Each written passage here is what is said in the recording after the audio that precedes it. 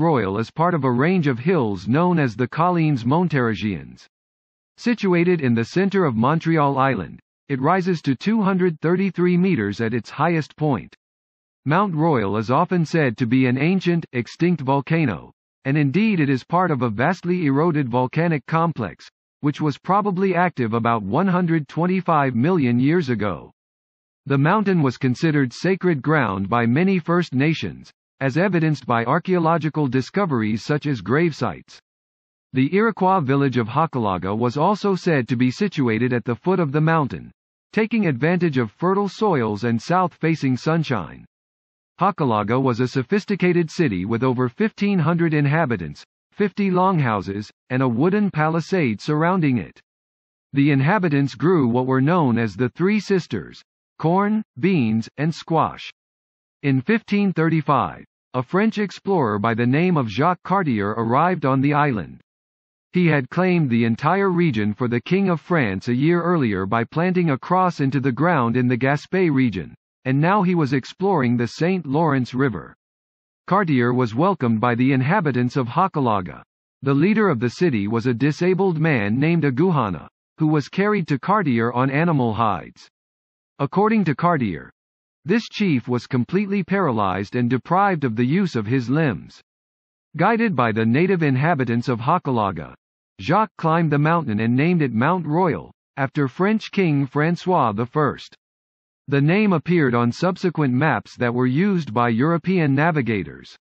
The French did not return in force until 1642. The mountain city of Hochelaga had mysteriously disappeared, clearing the way to colonize the island.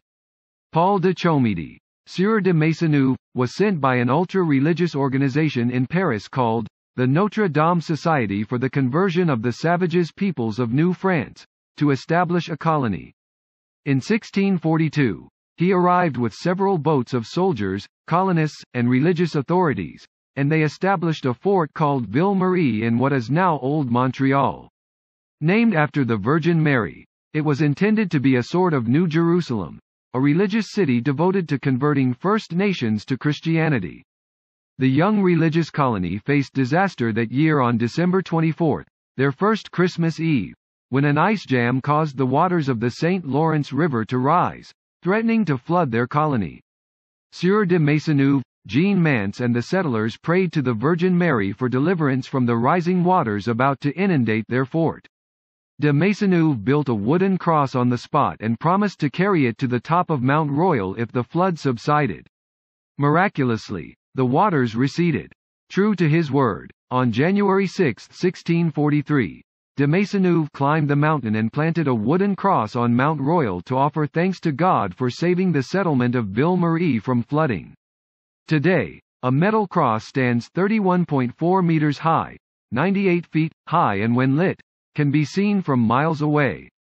It was erected in 1924 by the Jean-Baptiste Society. Mount Royal became a park. In 1760, when the British invaded the city and took over, they decided to scrap Ville Marie's religious vocation. In 1763, they renamed the city after Mount Royal, and thus Montreal was named.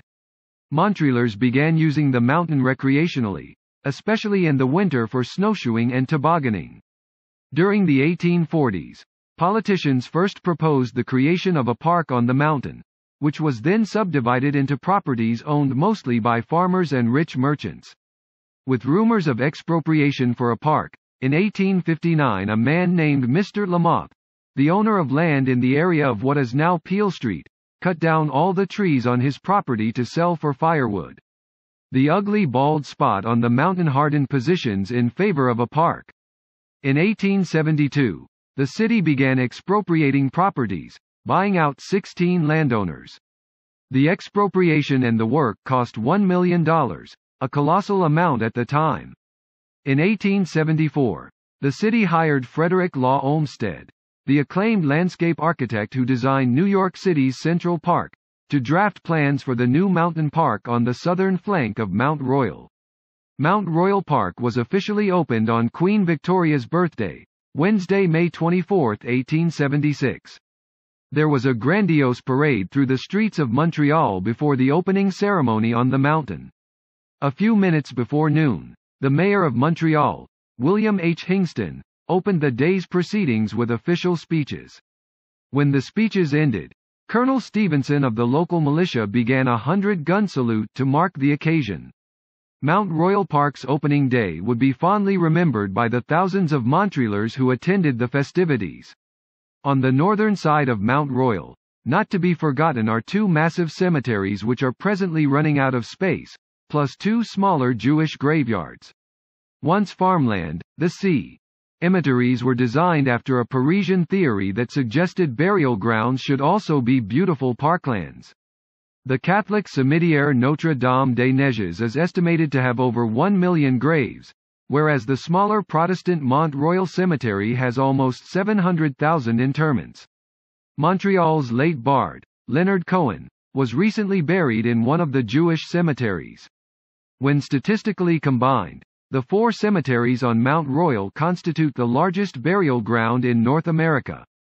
With 2.25 million buried when it comes to paranormal activity, the Mont Royal Cemetery is said to be the most active. Security guards patrol in cars at night. Not only have there been cases of vandalism, but also black masses involving animal sacrifice. Apparitions have been seen walking through the graveyard as well, standing on the edge of the high rock cliffs on the boundaries of some parts of the cemetery. Ghost sightings are especially common at the Camillin Houde Lookout, a viewing area where motorists and hikers can stop to get an incredible view of the plateau and eastern city. Many tourists and students celebrating their high school graduation have reported strange sightings on the cliff behind the lookout, which is actually the edge of the Protestant Mont Royal Cemetery. While the most recognized ghost is that of an Algonquin Native American warrior, undead apparitions of all sorts have been known to appear on this haunted cliff, terrifying the sightseers on the lookout below. The slopes up above are also a very dangerous place to be at night. Not long ago, a 48-year-old American tourist fell from the lookout. At around 1 a.m. on Sunday, September 23, 2012, his friends called 911 to report him missing. Firefighters with mountain climbing gear found the body 20 minutes later at the base of a tree. He had fallen an estimated 33 meters, or 100 feet, a spokesperson for Urgences Santé said. Emergency personnel were unable to resuscitate the man using defibrillation. He was pronounced dead at the scene. Montreal police say it doesn't appear that alcohol of a criminal act was involved, raising questions as to why he fell in the first place. While the fall appears to be accidental, authorities could not determine what may have caused the man to plunge to his death.